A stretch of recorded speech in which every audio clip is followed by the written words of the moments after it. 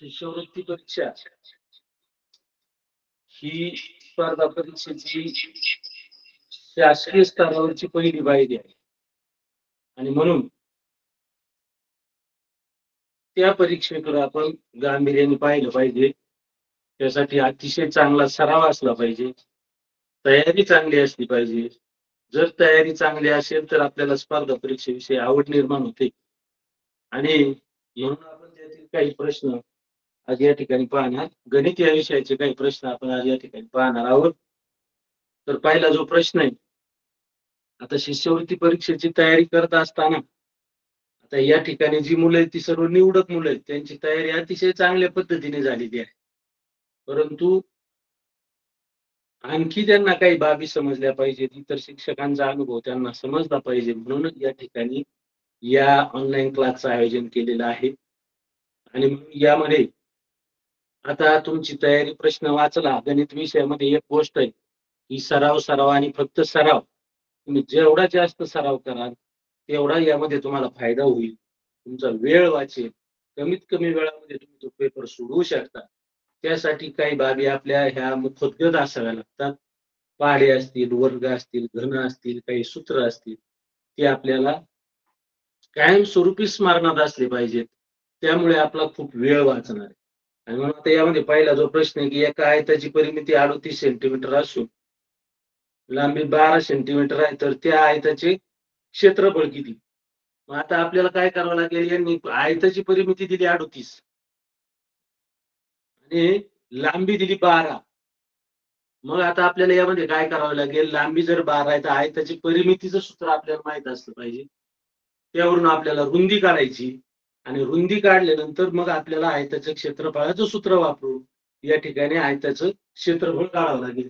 आणि म्हणून जर परिमिती 38 आहे सेंटीमीटर,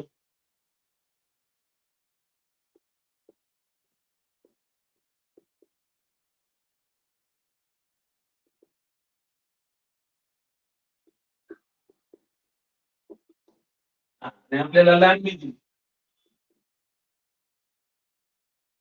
किती दिली, 12 सेंटीमीटर. मग आता आहे परिमितीचं सूत्र काय आहे, 2 गुणिले लांबी अधिक 2 गुणिले रुंदी. आता एक गोष्ट पहिली लक्षात घ्यायची की सगळ्याच गोष्टी फळ्यावर मांडल्या किंवा पेपरमध्ये लिहिल्या पाहिजेत, मांडल्या पाहिजेत असा भाग नाही. तुम्हाला या बाबी तोंडी जास्तीत जास्त आल्या पाहिजे, म्हणजे या ठिकाणी तुमचा वेळ खूप वाचणार.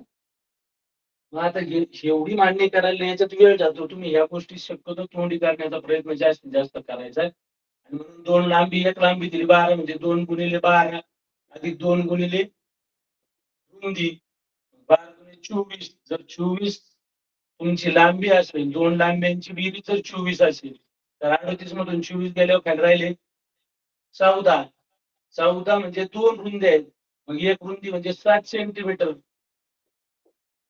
मग तुम्हाला लांबी आली 12, रुंदी आली 7, त्याच्यावरून क्षेत्रफळ काढायचे. क्षेत्रफळाचं सूत्र आहे, त्याच्या क्षेत्रफळाचं सूत्र काय, लांबी गुणिले रुंदी आणि मग 12 गुणिले 7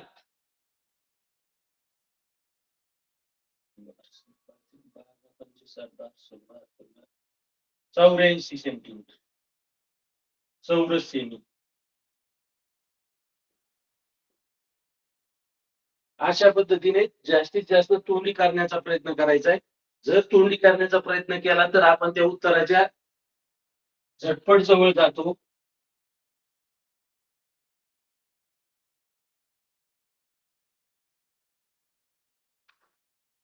आता दुसरा प्रश्न जो आहे, m बरोबर 4,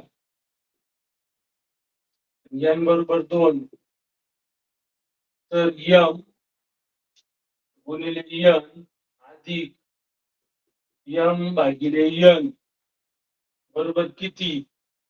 आता m ची जी किंमत ती टाकायची, 4 गुणिले n ची किंमत 2 अधिक 4 भागिले 2. पदावलीच्या नियमानुसार हे उदाहरण सोडवायचंय. पदावलीचे काय नियम आहे, तू भागू बेव कम भागू बेव. अगोदर कंस असेल तर तो सोडवायचा आहे, मग भागाकार गुणाकार यापैकी जी क्रिया प्रथम आली ती करायची, नंतर दुसरी करायची, आणि त्यानंतर बेरीज वजाबाकी पैकी जी क्रिया प्रथम आली ती करायची, नंतर दुसरी क्रिया करायची. आता या ठिकाणी पदावलीमध्ये सुरुवातीलाच या ठिकाणी गुणाकार आहे म्हणजे 8 अधिक 4/2 मग भागाकार आता करायचा आहे 8 अधिक 4/2 म्हणजे 2 10 अरे 2 आता ह्या गोष्टी करताना हे उदाहरण तसं फार सोप्या पद्धतीचं होतं. त्यानंतर 28वा प्रश्न जो आहे जॉनने 2 रिंग कागदांपैकी 40 डझन कागद पुस्तक छापायसाठी वापरले व आणखी 2 दस्ते कागद छपाई करताना खराब झाले तर किती कागद शिल्लक राहील? आता हे उदाहरण करताना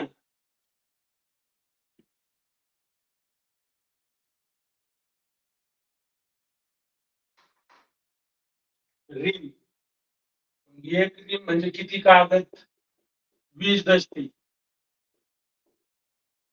मग आता त्यांनी किती कागद घेतले 2 रिम कागद घेतले म्हणजे 2 रिम म्हणजे 40 दस्ते त्यापैकी त्यांनी 40 डझन कागद पुस्तक छापायसाठी वापरले.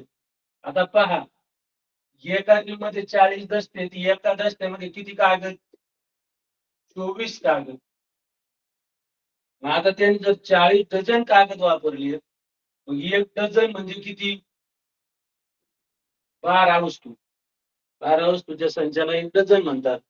आता 40 जर 40 डझन वापरले याचा अर्थ 40 गुणिले 12 5 8 480 कागद त्यांनी वापरले आणि 480 कागद म्हणजेच साधे आणखी एक उदाहरण तुम्हाला सांगतो याच्यानुसार समजा 20 दस्ते म्हणजे 480 कागद कारण 10 दस्ते एका याच्यामध्ये 24 कागद असतात एका दस्त्यामध्ये 10 दस्त्यांमध्ये 240 कागद आणि 20 दस्त्यांमध्ये 480 कागद. मग त्यांनी किती वापरले 480 कागद.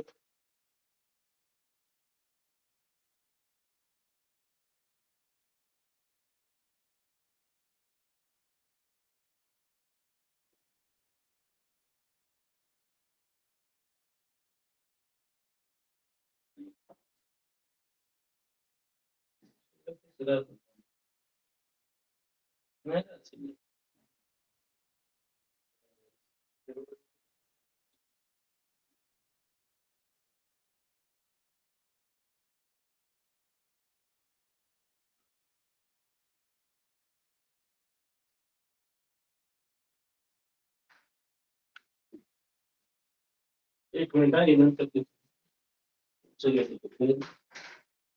आता 40 दशक गुणिले 10 दशक बरोबर किती तर ही गोष्ट आहे दशक म्हणजे 1 शून्य शतक म्हणजे 2 शून्य हजार म्हणजे 3 शून्य. आता इथं विचारले 40 दशक गुणिले 10 दशक मग आता म्हणजे 400 गुणिले 100 मग 4 वर घेत 4 शून्य झालं उत्तर. पण उत्तर मात्र कशात विचारले परत दशकात विचारले दशक म्हणल्यावर याच्यातला परत 1 शून्य जाईल म्हणजे 4000 दशक.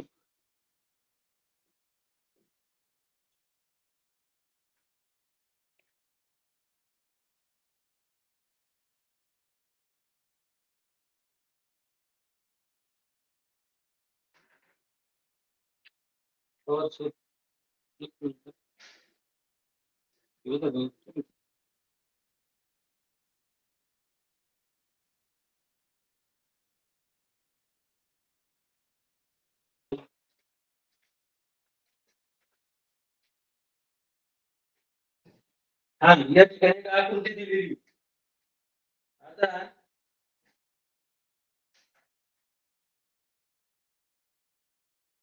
जी आकृती दिली त्यामध्ये त्यांनी सांगितले त्या आकृतीचे एकूण केलेले 9 भाग 9 भागांपैकी हा 3 भाग रंगवलेत मग 9 भागापैकी 3 भाग रंगवलेत म्हणजे या आकृतीचा रेखांकित भाग किती 3/9. 3/9 तर पर्याय नाही. त्यांनी विचारलं त्याचा सममूल्य अपूर्णांक. मग त्याचा सममूल्य अपूर्णांक मग तो काय होईल 3 × 1 = 3 आणि 3×3 = 9 1/3. हा पर्याय क्रमांक 3 यामध्ये दिलेला आहे. आता एखादी आकृती अशी देतात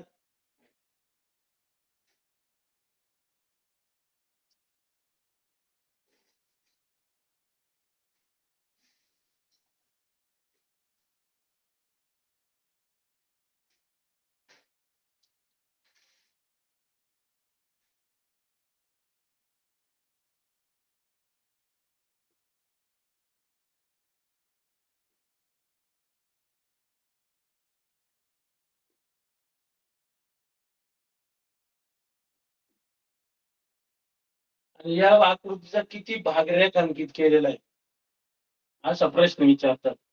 आता या ठिकाणी एक गोष्ट तुमच्या लक्षात येईल की या ठिकाणी जरी 4 भाग अगोदर वर्तुळाचे केलेले आहेत, परंतु परत त्या 4 भागापैकी एका भागाचे परत 2 भाग केले. म्हणजे या ठिकाणी एकूण आकृतीचे 4 भाग न होता 8 भाग झालेले आहेत. आणि मग या 8 भागांपैकी 3 भाग रंगवलेत. म्हणजे या आकृतीचा रेखांकित भाग आहे 3/8. फसवण्यासाठी नेहमी अशा प्रकारची काही उदाहरणं दिली जातात. त्यानंतर खाली दिलेल्या पदावलीत चौकटीत अनुक्रमे कोणती चिन्ह येतील. आता पदावली हा एक सोपं आहे. या ठिकाणी काठीण्य पातळी या प्रश्नाची कमी आहे. फक्त या प्रश्नामध्ये तुम्हाला सराव जास्त पाहिजे. जर जास्त सराव असेल तर तुम्ही हे उदाहरण सोडू शकता. आता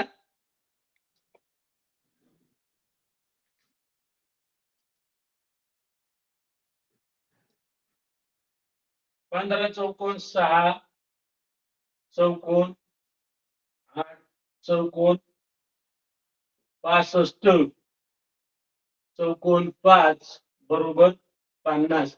म्हणजे या ठिकाणी तुम्ही जे चिन्ह वापराल पदावलीच्या नियमानुसार उदाहरण सोडवल्यानंतर याचं उत्तर किती आलं पाहिजे तर 50 आलं पाहिजे. आणि मग आपण या ठिकाणी काय करणार पहिला जो पर्याय जर तो वापरला या ठिकाणी वापरून पाहिजे गुणिले अधिक वजा भागिले पदावलीच्या नियमानुसार जर गेलो तर पहिला गुणाकार करावा लागेल. 15 + 15 = 90 अधिक 8 वजा लगेच भागाकार करून घेऊ आपण 65 भागिले 5 3 × 5 = 65 म्हणजे 13 90 अधिक 8 वजा 13 98 वजा 13 50 येत नाही सोडून द्यायचं उदाहरण लगेच.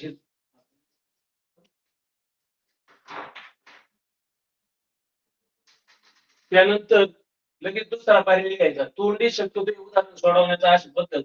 त्यानंतर अधिक वजा गुणिले भागिले अधिक वजा अगोदर होणार नाही गुणाकार आधी होईल आणि मग 65 गुणिले 8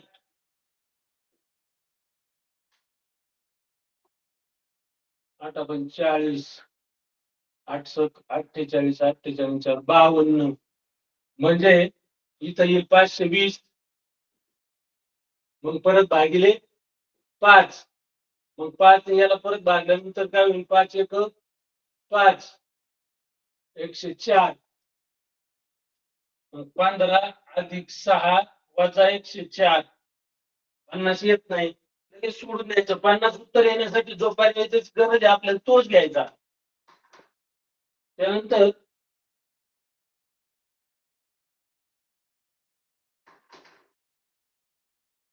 वजा अधिक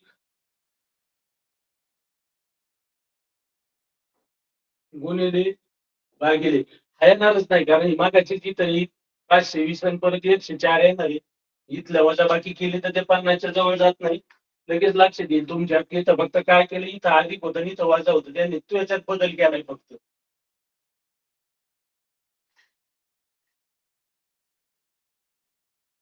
अधिक गुणिले वजा आणि भागिले मग आता गुणिले मग हे उदाहरण 15 अधिक इकडे लगेच करून घेऊ 8 × 48 वजा 65 भागिले 5 आहे 15 अधिक 48 वजा 65 मग 15 आणि 48 यांची बेरीज 63 वजा 13 बरोबर 50. पर्याय क्रमांक 4 हे फक्त वेगात करायचं. आता एक गोष्ट नेहमी ध्यानात धरायची की तुम्ही जेव्हा वेगात एखादी गोष्ट करायला जाता त्या तुमच्या वयानुसार तुमच्याकडून चुका होऊ शकतात. म्हणून अति आत्मविश्वास असता कामा नये. तर याचा परत परत सराव करायचा आहे क्रियांचा. बेरीज वजाबाकी करताना ज्या 2 अंकी संख्या, 1 अंकी संख्या यांची बेरीज करताना काही क्षणात कशी बेरीज होईल याचा सराव आपला अतिशय चांगला असला पाहिजे. तो सराव जर चांगला असेल तर आपल्याला याच्यामध्ये अडचण येत नाही. आणखी एक गोष्ट पाढे पाठांतराची. पाढे पाठ करताना आपण क्रमाने पाढे आपल्याला येतात. 12 पंचे 60 म्हणजे 12 जर आपल्याला पाहायचा असेल तर सगळा पाढा आपल्याला म्हणावा लागतो. पाढा न म्हणता त्या संख्येच्या जवळ आपल्याला लगेच जाता आलं पाहिजे. यासाठी पाढे उलटे पाठ असले पाहिजे. समजा 12चा पाढा आहे 12 10, 12 8 9, 12 8 12 7 12 7 12 पंचे 12 चोक 12 त्रिक 12 दुने 12 एक 12. याचा तुम्ही उलटे पाड्यांचा जेव्हा तुमचा सराव होईल तेव्हा तुम्ही लगेच भागाकारामध्ये त्या संख्येच्या जवळ जाऊ शकता. तुमचा वेळ वाचतो आणि बेरीज वजाबाकी गुणाकार भागाकार या क्रिया करताना नेहमी त्या तोंडी करण्याचा प्रयत्न करायचा पण चुकणार नाही याची जास्तीत जास्त काळजी घ्यायची. अनवधानाने चुका होतात आणि मग ते उत्तराजवळ आपण आलो नाही का गोंधळतो आणि गोंधळलो का आपल्याकडून आणखी चुका होत जातात. त्यामुळे प्रश्नपत्रिका सोडवताना अतिशय शांत डोकं ठेवून एखादी जर क्रिया पर्यायापरी उत्तर येत नसेल तर परत एकदा ती करून पाहायचंय. पण गोंधळून जायचं नाही किंवा हा प्रश्न चुकीचा आहे किंवा काहीतरी याच्यात गोंधळ झाला हे असं आपण म्हणायचं नसतं. सरकारी प्रश्नपत्रिकेत शक्यतो चुका होत नाही. परंतु जरी होतात तर त्यासाठी आपण जास्त त्याचा भाव किंवा त्या प्रश्नाभोवतीच अडखळत न राहता आपण पुढच्या प्रश्नाकडे गेलं पाहिजे. त्यानंतर 32वा प्रश्न आहे. 6 3 0 7 व 4 हे अंक प्रत्येकी एकदाच वापरून तयार होणाऱ्या 5 अंकी लहानात लहान समसंख्येची निमपट किती? मग आता याच्यापासून लहानात लहान संख्या तयार करायची. लहानात लहान संख्या तयार करताना ही गोष्ट आपल्याला माहिती आहे की सर्वात लहान अंक जो आहे तो अगोदर घ्यायचा आणि मग मोठे मोठे चढता क्रम लावायचा म्हणजे ती लहानात लहान संख्या तयार होते. परंतु यामध्ये त्यांनी जाणीवपूर्वक शून्य दिलेलं आहे आणि म्हणून शून्य जर घेतला तर ती 5 अंकी संख्या तयार होणारच नाही. ती 4 अंकी संख्या तयार होईल आणि म्हणून शून्य न घेता जो दुसरा लहान अंक आहे तो आपल्याला घ्यायचा आणि त्यापुढे शून्य ठेवायचा आहे. म्हणून ही संख्या तयार करताना आपल्याला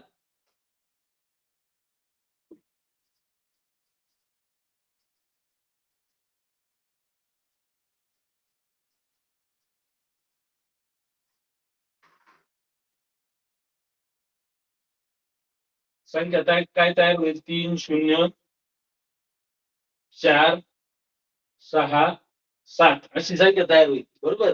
परंतु काय प्रश्न विचारलाय की समसंख्या 5 अंकी लहानात लहान समसंख्या तयार करायची आणि त्या समसंख्येची निमपट विचारली. मग आता याच्यातून जेव्हा आपल्याला समसंख्या तयार करायची तेव्हा एक गोष्ट आता ही झालेली तयार झालेली संख्या तर सम झाली नाही कारण एकच स्थानी 7 आलाय ही विषम संख्या तयार झाली. मग समसंख्या तयार करायची असेल तर यातले जे अंक आहेत दशक आणि एककाची आदला बदल करायची. ही सर्वात लहान संख्या या ठिकाणी तयार होईल आणि मग ही जी तयार झाली या संख्येची निमपट करण्यासाठी भागिले 2 करावे लागतील आणि मग आपल्याला ती संख्या भागाकार करा. भागाकार करून पहा ती संख्या येईल 15,238 आणि मग याचा जर भागाकार केल्यानंतर ती संख्या येईल. आता अनेक वेळा काय होतंय मुलं गोंधळल्यानंतर लहान लहान संख्या तयार करतात आणि याचा भागाकार केला तर भाग पूर्ण जात नाही आणि मग ती गोंधळतात. प्रश्न आता याच्यामध्ये मुद्दाम काय केलंय समसंख्येची निमपट हा शब्द वापरलेला आहे. सम आणि तो वाचताना आपल्या लक्षात जर आलं नाही तर आपल्याकडून गोंधळ होतो आणि अनेक वेळा काय करतात ते ती संख्या देताना तीच संख्या पहिली द्या म्हणते तुम्हाला फसवण्यासाठी आणि म्हणून त्यासाठी प्रश्न यामध्ये सगळ्यात महत्वाचे शिष्यवृत्ती परीक्षेमध्ये प्रश्न अवघड नसतात. परंतु त्या प्रश्नांची जी रचना आहे ती रचना आपल्या लक्षात आली पाहिजे. त्यासाठी प्रश्न बारकाईने वाचायचा आहे आणि काय विचारलं हे अगोदर लक्षात घ्यायचं आणि मग तो प्रश्न सोडवायला सुरुवात करायची. अर्धवट प्रश्न वाचून आपण काय वेळा प्रश्न सोपा वाटतो अर्धवटच वाचतो त्याच्यानुसार पर्याय ठरवतो. तो गोलही रंगवतो आणि मग नंतर आपल्या लक्षात येतं की अरे आता आपल्याजवळ पर्याय राहत नाही. म्हणून प्रश्न हा बारकाईने शेवटपर्यंत वाचायचा आणि मगच त्याचं उत्तर ठरवायचं. काही अर्धवट प्रश्न वाचून हे उत्तर ठरवायचं नाही. त्यानंतर जो 33वा प्रश्न आहे.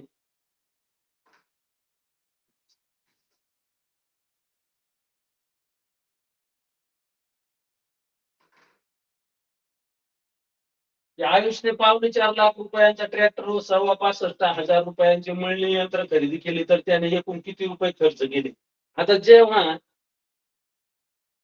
लेखनामध्ये 4.25 किंवा 6.5 लाख रुपये म्हणतात, 7,800 म्हणतात आणि मग त्यावेळेस मुलांचा बऱ्याच वेळा काय होतो, गोंधळ होतो. आता हुशार मुले तुम्ही, तुम्हाला त्याच्याविषयी ना एवढी हे नाहीये, परंतु एक गोष्ट सांगतो की 6 म्हटलं की 25, जे काही हजार असतील त्या पुढे 25 ठेवायचे. 50 म्हटलं की साडे, 75 म्हटलं की पाऊण, म्हटलं की 75, परंतु मागील अंक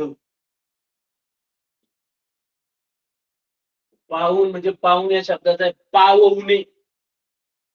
पावणे म्हणजेच पावणे म्हणतो आपण त्याला, की कोणतंही पूर्ण होण्यासाठी पाव भाग कमी आहे, उणे म्हणजे कमी आहे, आणि म्हणून पाऊण म्हटलं की 75 आणि मागील अंक. आणखी एक गोष्ट सांगतो, हजाराचं जेव्हा लेखन असेल तेव्हा 1 शून्य, आणि लाखाचं किंवा लक्षाचं लेखन असेल तेव्हा 3 शून्य. त्या गोष्टी ध्यानात धरायच्या. ह्या ध्यानात धरल्यानंतर संख्या, कशी संख्या आली तरी ती आपल्याला तयार करता येते. आणि म्हणून इथे विचारले ₹4.25 लाख ट्रॅक्टर. ₹4.25, काय ₹4.25 मी मगाच सांगितलं, पाऊण आलं की ₹4.25 म्हणजे पाव भाग कमी आहे 4 पूर्ण व्हायला, म्हणजे 3च्या पुढे 75, आणि काय म्हटलंय, लाख, लाख म्हणजे 3 शून्य, झाले ₹4.25 लाख. आणि 65,000 मळणी यंत्र. मग आता मी तुम्हाला सांगितलं 65, पूर्ण संख्या काय 65, 65, सव्वा म्हणजे 25, आणि हजार म्हणून 1 शून्य, याची बेरीज करायची. 0, 5, 2, 5 आणि 5 10, चला 1, 6, 13, 14, चला 1, 4,40,250. अरे 2. म्हणून ह्या लेखनामध्ये या काही बाबी आपल्याला माहित असल्या पाहिजेत. त्या जर आपल्याला आणखी एक मुलांना फसवण्यासाठी सांगितलं जातं 1717. 1717 म्हटलं तर गोंधळ, 1717 1717. एक लक्षात असू द्या. त्यानंतर 34वा प्रश्न होता, याची काठिण्य पातळी जास्त आहे. आता काय प्रश्न आहे, 7/17 वजा चौकोन बरोबर 2/51, आणि पुढे विचारलंय तर चौकोनाच्या जागी कोणता अपूर्णांक येईल. आता आपल्याला एक गोष्ट माहिती आहे, बेरीज किंवा वजाबाकी जर करायची असेल तर बेरीज वजाबाकी होताना अपूर्णांकामध्ये, व्यवहारी अपूर्णांकामध्ये छेद हा समान असावा लागतो. जर छेद समान असेल तरच त्याची बेरीज होते किंवा वजाबाकी होते. या ठिकाणी जर तुम्ही निरीक्षण केलं तर तुमच्या इथं लक्षात येईल, इथं छेद 17 आहे, इथं छेद 51 आहे. आता काही जी मुलं, तुम्ही हुशार मुले, तुमच्या लगेच लक्षात येईल का छेदाचं काय केलंय, सममूल्य अपूर्णांकात रूपांतर केलंय. 17 तरी 51 होतंय, परंतु या ठिकाणी मात्र 3 नाही, किंवा 3शी संबंधित वरची संख्याच नाही. आणि म्हणून ह्या प्रश्नाचं उत्तर काढताना एक गोष्ट आपल्याला लक्षात ठेवायची, की बेरीज किंवा वजाबाकी करताना एक गोष्ट मला माहिती आहे, समजा बेरजेमध्ये जर पहिला अंक दिलेला नसेल, दुसरा अंक जर दिलेला असेल आणि बेरीज जर दिलेली असेल, तर एक गोष्ट आहे की आपण काय करतो, दिलेली संख्या उत्तरातून वजा करतो, म्हणजे पहिली संख्या मिळते. बेरजेमध्ये कोणताही पहिला किंवा दुसरा जरी संख्या आपल्याला शोधायची असतील तर आपण त्याच्यातून वजाबाकी करतो. परंतु वजाबाकीमध्ये जर पहिली संख्या शोधायची असेल, दुसरी संख्या दिलेली असेल आणि वजाबाकी दिलेली असेल, तर आपण काय करतो, पहिली संख्या शोधताना उत्तर आणि दुसरी संख्या यांची बेरीज करतो, म्हणजे आपल्याला उत्तर मिळतं. परंतु वजाबाकी, आता हे मी गणिती भाषा नाही वापरत, ते तुमच्या दृष्टीने अतिशय सोयीचं कसं होईल हे सांगतो. गणिती भाषा वापरून हे उदाहरण सोडवता येतं. पण जर यामध्ये पहिली संख्या दिली, दुसरी संख्या दिली नाही आणि उत्तर जर दिलं असेल, तर आपण काय करतो, पहिल्या संख्येतून उत्तर वजा केलं तर आपल्याला या ठिकाणी संख्या लगेच मिळते. त्याच पद्धतीने आपण इथून जाऊ. तर आता आपल्याला काय करायचे, दुसरी संख्या शोधायची. मग 7/17 वजा 2/51 बरोबर. आणि आता आपल्याला उत्तर काढायचं. पण आपल्याला एक गोष्ट आता माहित झाली का याचा छेद आपल्याला समान करता येतो समूल्य अपूर्णांक.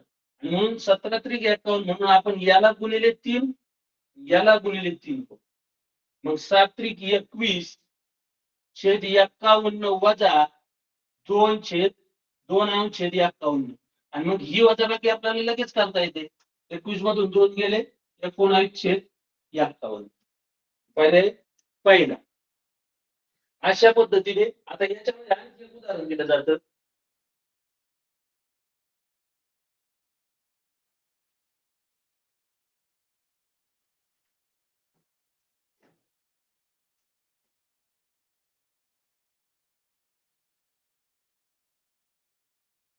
चौकोन वजा 5 बरोबर 15/25 बरोबर 40 प्रश्नचिन्ह. आणि प्रश्न असा विचारला जातो की चौकोन आणि प्रश्नचिन्हाच्या जागी कोणते अंक येतील. कधी कधी असं विचारलं जातं प्रश्नचिन्ह आणि चौकोनाच्या जागी कोणते अंक येतील. आपल्याला अतिशय उत्साहामध्ये असतो आपण पहिलाच लगेच चौकोनाचा जे उत्तर येईल ती लगेच पर्यायामध्ये पाहतो आणि हे पाहतो. पण जेव्हा ते उलट विचारलं जातं तेव्हा अगोदर काय मांडायचं हे आपल्याला लक्षात आलं पाहिजे. अगोदर कशाचं उत्तर शोधायचं हे आपल्याला लक्षात आलं पाहिजे. ते जाणीवपूर्वक आदला बदल करतात मुलांना फसवण्यासाठी. म्हणून तुमची निरीक्षण शक्ती अतिशय चांगली असली पाहिजे. तुम्ही ते अतिशय बारकाईने वाचलं पाहिजे. हेच मी मागाशी सांगितलं. तर प्रश्न हा शेवटपर्यंत बारकाईने वाचा. याच्यातच सगळं गमत. तो जर तुम्हाला बारकाईने चांगला वाचता आला तर तुम्ही त्या उत्तराच्या लगेच जवळ जाऊ शकता. आता हा जो प्रश्न आहे हा तोंडी सोडवता येतो तसा. आता काय केले 5/25 झाले म्हणजे सममूल्य केले त्याचं. मग काय केलं इथं 5ला 5 ने गुणले. मग कशाला मी 3 ने गुणल्यावर 15 उत्तर येईल. तर मला माहिती आहे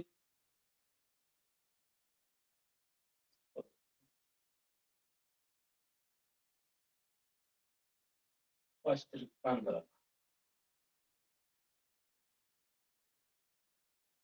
सॉरी तर मला 5 ने गुणायचं. खाली 5 ने गुणले वर सुद्धा मला 5 ने गुणायचे. मग किती 5 ला गुणल्यानंतर कितीला 5 ने गुणल्यानंतर 15 उत्तर येतं तर 3. 3×5 15 5×5 25 याचं उत्तर आपल्याला आलं. आता आपल्याला याच्याशी तुलना करायची. मग 15 त्रिक 45 मग 25 त्रिक 75 अशा पद्धतीचे सुद्धा प्रश्न यामध्ये असतात. हे आपल्याला अपूर्णांकावर आधारित प्रश्न. आता आणखी एक आहे की 12/15 बरोबर चौकोन छेद 100. आता 15चं समूल्य अपूर्णांक 100 होऊ शकत नाही. मग आता जर 15चं समूल्य अपूर्णांक 100 होतच नाही तर मग हे उत्तर कसं शोधायचं. बसून राहायचं का किंवा हे चुकलंय म्हणायचं का तर नाही. आता या ठिकाणी आपल्याला काय करावं लागेल याचं सममूल्य संक्षिप्त रूप द्यावं लागेल. समूल्य अपूर्णांक शोधावं लागेल. तो 3×12 3×5 15 म्हणजे 4/5 बरोबर चौकोन छेद 100. आणि मग 5चे 100 कसे होतात गुणिले 20. 4ला सुद्धा गुणिले 20 इथे येईल उत्तर 80. पर्याय 80 जो पर्याय ते उत्तर बरोबर असेल. म्हणून यामध्ये नेहमी सहज सोपं दिलं जाईल असं काही नाही.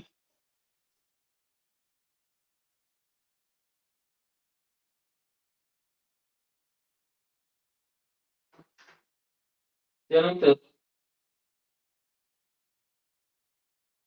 ह्या अपूर्णांकावरच आणखी एक प्रश्न आहे की 1/7 अधिक 1/7 अधिक 1/7 बरोबर चौकोन छेद 21. तर चौकोनामध्ये कोणता अंक येईल. आता एक गोष्ट आहे की आपल्याला समज छेद सर्वांचे सारखे आहेत.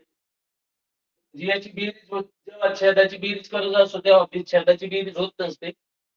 अंशाची बेरीज असते आणि म्हणून 3 3/7. परंतु इथं काय केलं, त्याचं सममूल्य या पूर्णांकात रूपांतर केलं 21. मग 7ची 21 कशी झाली, तर 7 त्रिक 21 झाली, म्हणून 3नेच गुणावं लागेल, 9 आहे उत्तर.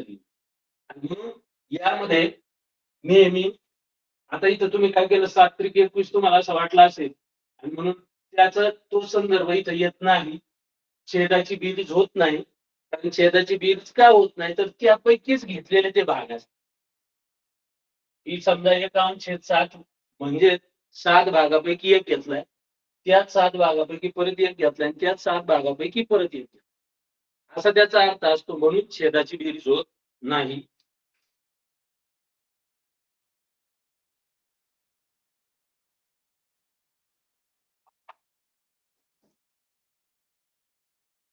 त्यानंतर सई दररोज सकाळी 112 मीटर बाजू असलेल्या चौरसाकृती बागेला 5 फेऱ्या मारते.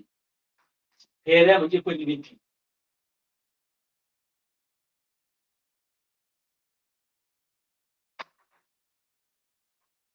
आणि म्हणून दररोज 112 मीटर बाजू असलेल्या चौरसाकृती, सगळ्यात महत्वाचं ते चौरसाकृती.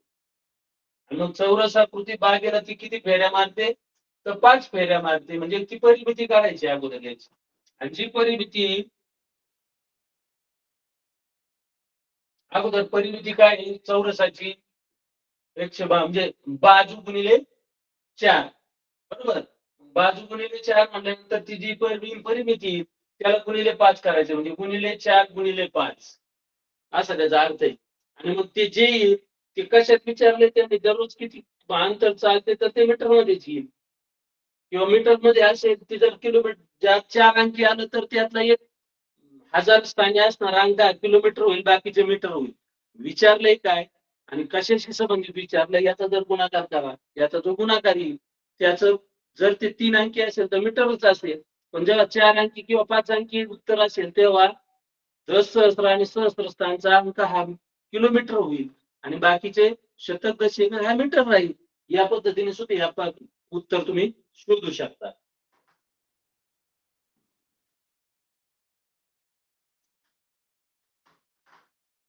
आता सांगलीहून एक रेल्वे सोमवारी सकाळी 10:20 निघाली व दुसऱ्या दिवशी मंगळवारी दुपारी 2:12 अमरावतीला पोहोचली, तर त्या रेल्वेला अमरावतीला पोहोचण्यासाठी किती वेळ लागला. आता हे एका दिवसातील 24 तासी घड्याळाशी संबंधित जर उदाहरण असतं तर ते वेगळ्या पद्धतीने सोडवता आलं असतं. परंतु आता हे एक दिवसानंतर दुसऱ्या दिवसाशी संबंधित, आणि म्हणून सकाळी निघाली 10:20 निघालेली 10:20 निघाली रेल्वे. आता ती दुसऱ्या दिवशी पोहोचली. मग अगोदर आपल्याला ह्या 24 तास घड्याळाचा संबंध जो आहे सोमवारच्या रात्रीच्या 12 पर्यंत, म्हणजे 24 तास घड्याळ नेहमी वापरायचं. आणि म्हणून 24 तासांमधून 24 मधून 10:20 जर काढली, आता हे 20 मध्ये जात नाही, म्हणून आता इथं मला काय करावं लागेल, याच्यातून 1 तास इकडे घ्यावा लागेल, आणि त्याच्यातून वजाबाकी केली तर 40 राहील. हे झाले. ती रेल्वे किती वेळ चालली, सोमवारी ती चालली 13 तास 40 मिनिट चालली, आणि दुसऱ्या दिवशी ती 2:15 अमरावतीला पोहोचली. दुपारी 2 वाजता, म्हणजे याच्या माध्यान्हपूर्व माध्यान्हनंतर. माध्यान्हपूर्व म्हणजे दुपारच्या 12च्या अगोदर, आणि माध्यान्हनंतर म्हणजे दुपारच्या 12 नंतर. मग आता ही जी रेल्वे चालली, ही रेल्वे या 24 तासी घड्याळाचा मी मगाच सांगितलं तुम्हाला नेहमी विचार करायचा. 24 तासी घड्याळामध्ये तुम्ही रेल्वे स्टेशनवर जा, बस स्टँडवर जा, विमानतळावर जा, तुम्हाला तिथं 24 तासीच घड्याळ दिसतं, 12 तासी घड्याळ तिथं नसतं. याचं कारण काय, तर ती जी चाललेली बस आहे, तो समजा मी म्हटलं की ती 1 वाजता जाणार आहे, 1 वाजता जाणार आहे, मग दुपारची 1 वाजता जाणार आहे का रात्रीच्या 1 वाजता जाणार आहे, हा प्रश्न आहे. म्हणून बस स्टँडवर वगैरे जे वेळापत्रक गाड्यांचं लावलेलं असतं, रेल्वे स्टेशनवर जे वेळापत्रक रेल्वेचं लावलेलं असतं, विमानतळावर जे विमानाचं वेळापत्रक लावलेलं असतं, हे नेहमी 24 तासी घड्याळाप्रमाणे लावलेलं असतं. मग दुपारी 2 वाजून तिथं 15 मिनिटांनी तर तिथं रेल्वे स्टेशनवर तुम्हाला 2 वाजून 15 मिनिटांनी कधीच पाहायला मिळणार नाही. तिथं तुम्हाला नेहमी 14 वाजून 15 मिनिटांनी पाहायला मिळेल.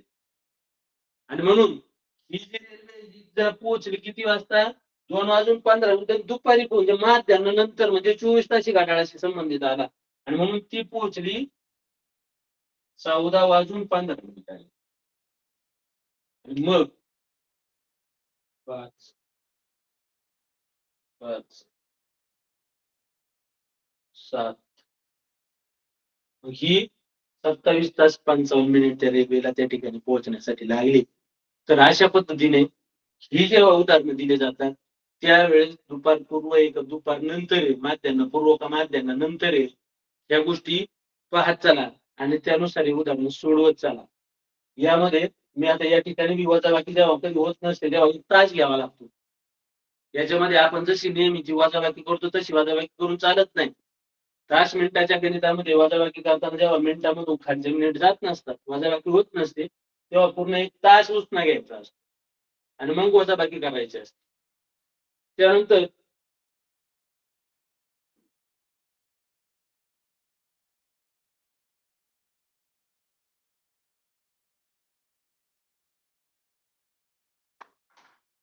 पुढे दिलेलं आहे प अधिक 4 ही काय आहे? विषम संख्या आहे. आणि विषम संख्या आहे तर त्या संख्येनंतर क्रमाने येणारी 7वी समसंख्या कोणती? मग आता यानंतर येणारी 7वी क्रमाने येणारी 7वी समसंख्या. आता एक गोष्ट नेहमी लक्षात घ्या. सम नंतर विषम, विषम नंतर सम असाच प्रश्न विचारला जातो.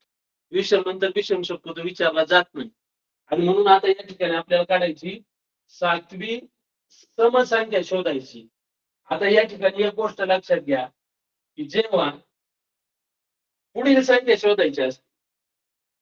पुढील समजा मी दुसरं एक उदाहरण घेऊ. 13च्या पुढील 25वी समसंख्या.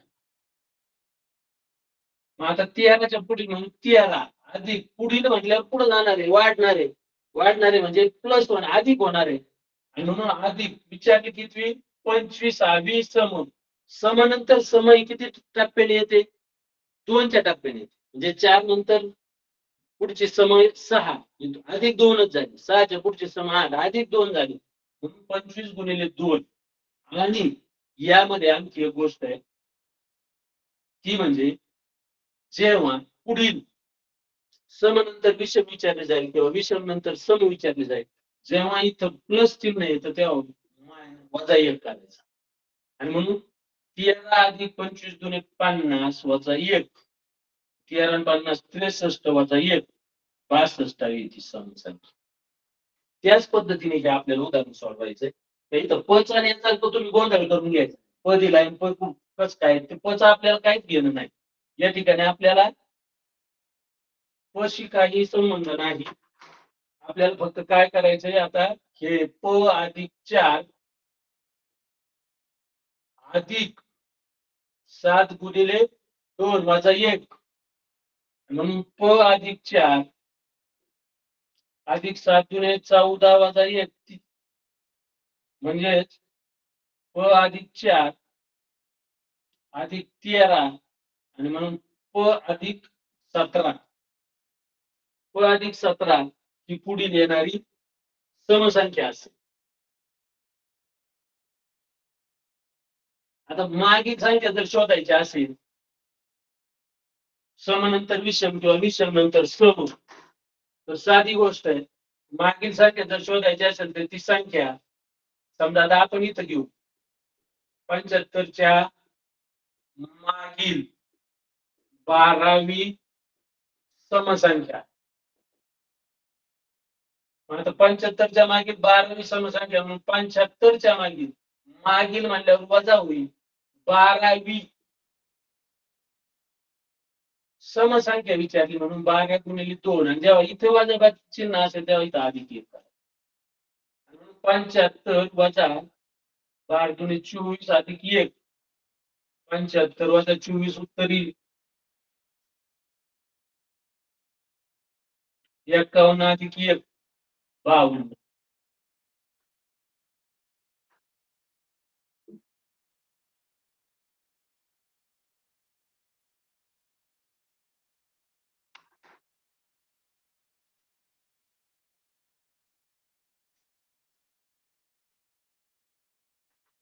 हा आता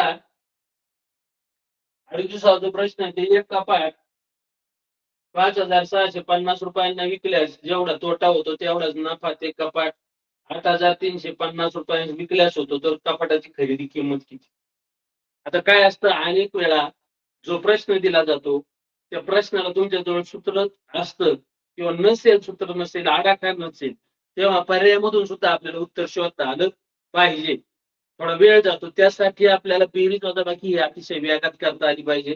बेरीज वजाबाकी जर वेगात करता आली आणि अंदाज बांधता जर आला तर आपण हे उत्तर एकदम सहज 1 मिनिटाच्या आतही शोधू शकतो.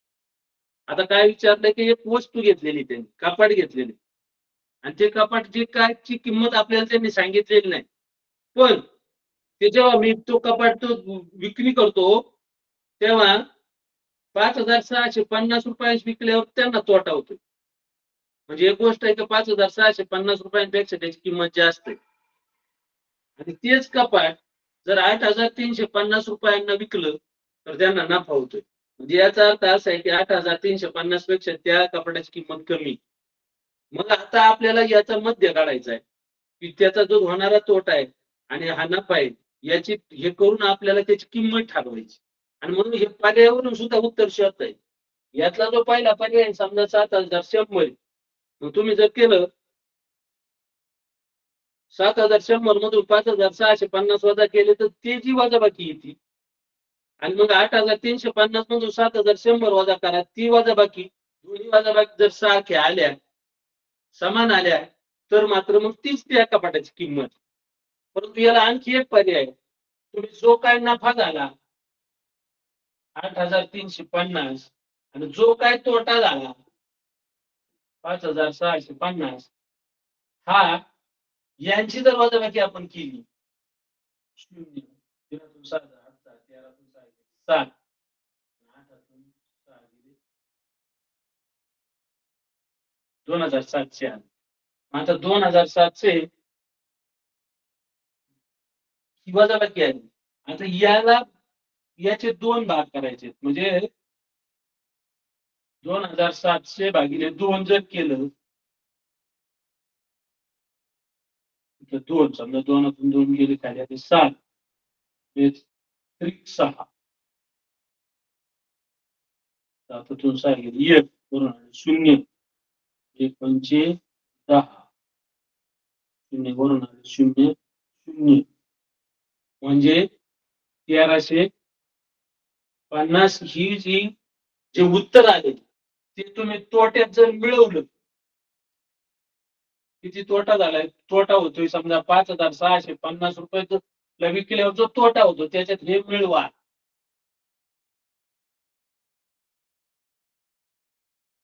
7,000 उत्तर येईल आणि म्हणून त्या कपाटाची किंमत 7,000 किंवा हे जे 1,350 उत्तर आलंय हे झालेल्या नफ्यातून हा म्हणजे नफा आहे हा.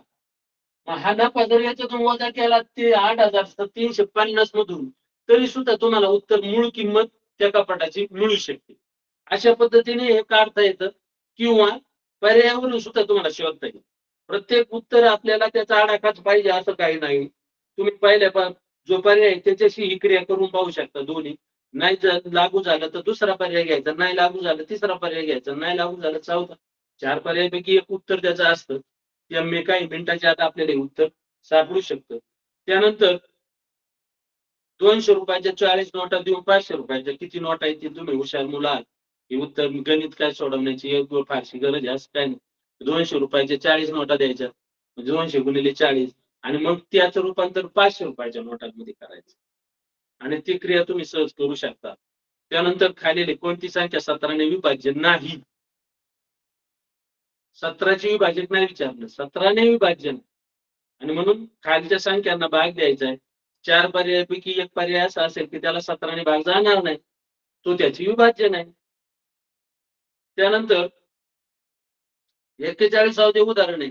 श्यामरावने दुकानातून 4,000 1,000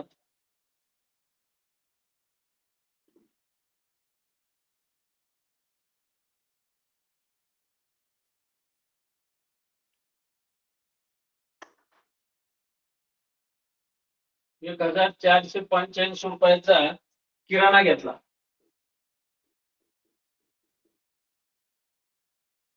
पण त्याने दुकानदाराला देताना काय केलंय, 5 रुपये, 10 रुपये, 50 रुपये आणि 100 रुपयांच्या समान नोटा दिल्या आणि प्रत्येकी समान नोटा देऊन बिलाची नेमकी रक्कम दिली तर श्यामरावने दुकानदाराला एकूण किती नोटा दिल्या? प्रश्न असा विचारला, किती नोटा दिल्या? प्रश्न असा नाही की प्रत्येकी किती नोटा दिल्या असं नाही, एकूण किती नोटा दिल्या असा प्रश्न विचारला. याच्यात दोन प्रकारे प्रश्न विचारतो, प्रत्येकी नोटा किती दिल्या आणि एकूण नोटा किती दिल्या. आणि म्हणून त्यांनी किती दिल्यात, दुकानदाराला एकूण किती नोटा दिल्यात, एकूण म्हणजे सगळ्या 5च्या, 10च्या, 50च्या, 100च्या सगळ्या मिळून किती नोटा दिल्या. सगळ्या नोटा समान आहेत. 5 रुपयाच्या जेवढ्या नोटा आहेत तेवढ्या 10 रुपयाच्या नोटा आहेत, तेवढ्या 50 रुपयाच्या नोटा आहेत आणि तेवढ्या 100 रुपयाच्या नोटा आहेत. मग आता यासाठी आता काही डोकं खात्यात बसायचं का? आता करीत बसायला याला तर सगळा पेपरच संपून जाईल पण घेऊ सुटणार नाही. म्हणून त्यासाठी एक सोपी पद्धत आहे, जेवढ्या प्रकारच्या नोटा आहेत ना त्याची बेरीज करायची. या सगळ्याची बेरीज करायची, 5 अधिक 10 अधिक 50 अधिक 100. मग काय होईल याचं 5 आणि 10 15, 65, 165 आणि मग 1485 ला 165 ने भागायचं. भागाकार करून बघा. मग हा भागल्यानंतर जे उत्तर येईल ते येईल प्रत्येकी नोटाचं. ते उत्तर प्रत्येकी नोटा येईल आणि मग जे प्रत्येकी नोटा येईल त्याच्या किती प्रकारच्या नोटा आहेत या 4 प्रकारच्या नोटा आहेत, म्हणून त्याला गुणिले 4. याचा जो भागाकार येईल त्याला गुणिले 4 केलं की ते एकूण नोटा होते आणि प्रत्येकी नोटा म्हणजे यांचा जो भागाकार होईल तो येईल प्रत्येकी नोटा. अशा पद्धतीने हे उदाहरण आहे. जेव्हा समान नाणी नोटांचं उदाहरण येतं तेव्हा जेवढ्या प्रकारचे नाणी नोट आहे तुमच्याकडं त्याने याला त्याची बेरीज करायची आणि याला भागायचं. आता आणखी एक उदाहरण समजा मी घेतलं, 360 रुपये आहेत माझ्याकडे. 1 रुपये, 2 रुपये, 5 रुपये आणि 10 रुपयाचे समान नोट आहेत. आता 1 रुपये ठोकळे, 2 रुपये ठोकळे, 5 रुपये पूर्वी होतं असं, किंवा बघ ते ठोकळे 10 रुपयाच्या नोटा किंवा 10 रुपयाची नाणी ही समान नाणी आहेत माझ्याकडे. तर माझ्याकडे प्रत्येकी नाणी किती? मग हेच आहे उदाहरण. 360 भागिले 1 अधिक 2 3, 3 अधिक 5 8, 8 अधिक 10 18, 18 1 18 आणि 18 दुने 36. तर माझ्याकडे किती आहेत प्रत्येकी नाणी? 20. 1 रुपयाची 20 नाणी आहेत, 2 रुपयाची 20 नाणी आहेत, 5 रुपयाची 20 नाणी आहेत आणि 10 रुपयाची 20 नाणी आहेत. आणि त्याचे 360 रुपये एकूण नाणी किती? तर 20 अधिक 20 अधिक 20 अधिक 20 80 नाणी. आलं लक्षात? अशा पद्धतीने हे उदाहरण असतं.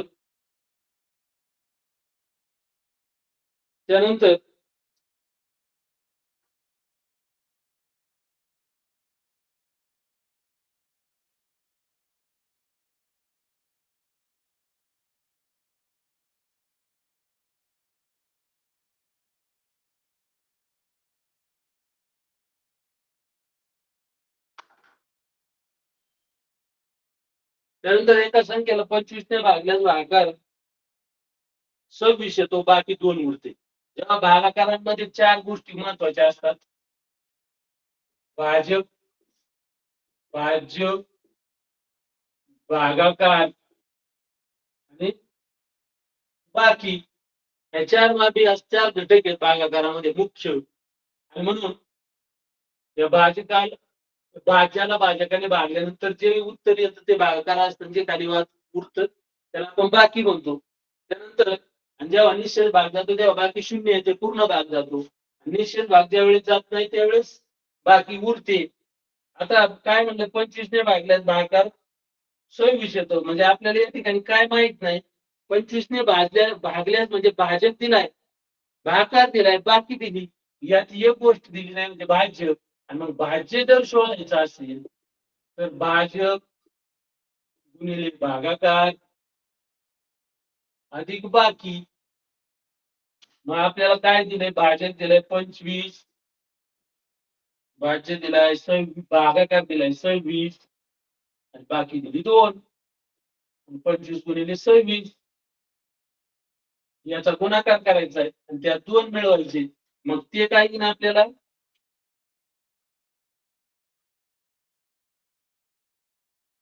26 गुणिले 25 25 150 आणि 15 25 गुणिले 50 50 आणि 15 65 बाकी 2 म्हणजे 650 अधिक 2 652 आले. आता काय परत म्हटलंय जर त्याच संख्येला 30 ने भागल्यास भागाकार व बाकी अनुक्रमे किती असेल.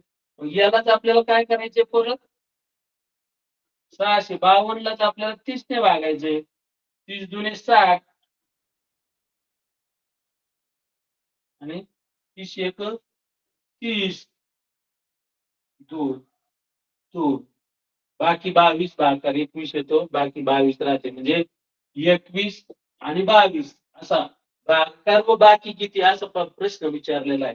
म्हणून 21 आणि 22 असं जो पर्याय येईल तो आपलं उत्तर असेल किंवा 21 भागाकार असेल 22 बाकी असेल. अशा पद्धतीने या भागाकारावर वेगवेगळ्या प्रकारचे प्रतिबिंब समजा 8 ने भागले असता 5 बाकी 8 ने भागले असता 3 बाकी उरते आणि 9 ने भागले असता 4 बाकी उरते तर ती संख्या कोणती अशा पद्धतीचे सुद्धा प्रश्न असतात. वेगवेगळ्या प्रकारचे याच्यावर जेवढे प्रश्न ते सगळे सोडवा. त्यामुळे काय होईल तुमचा सराव होईल आणि याचे जे भाजक काढण्याचं सूत्र भाज्य काढण्याचं सूत्र हे आपल्याला माहित असलं पाहिजे. आता 43वा प्रश्न आहे खालीलपैकी कोणत्या अपूर्णांकाचे पूर्णांकयुक्त अपूर्णांकात रूपांतर 3.5 होईल. हे तोंडी उदाहरण आहे 7 गुणिले 3 अधिक 5 तुम्हाला येत आहे त्याची ती काही मला समजून द्यायची गरज नाही. त्यानंतर एका बागेत निलगिरीची 36 झाडे आहेत. बागेत एकूण 450 झाडे असले निलगिरीची झाडे किती हे टक्केवारीवर आधारित उदाहरण आहे.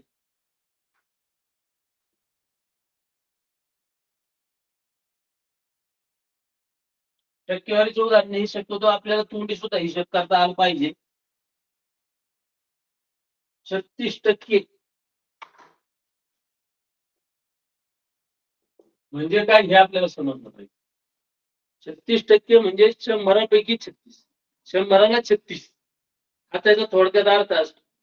जेव्हा 100 रुपयाला दर सदस्य 8% आपण म्हणतो म्हणजे दर शेकडा 8 रुपयांनी म्हणजे 100 रुपयाला आपल्याला एका वर्षानंतर किती रुपये वर मिळतील 8 रुपये मिळतील.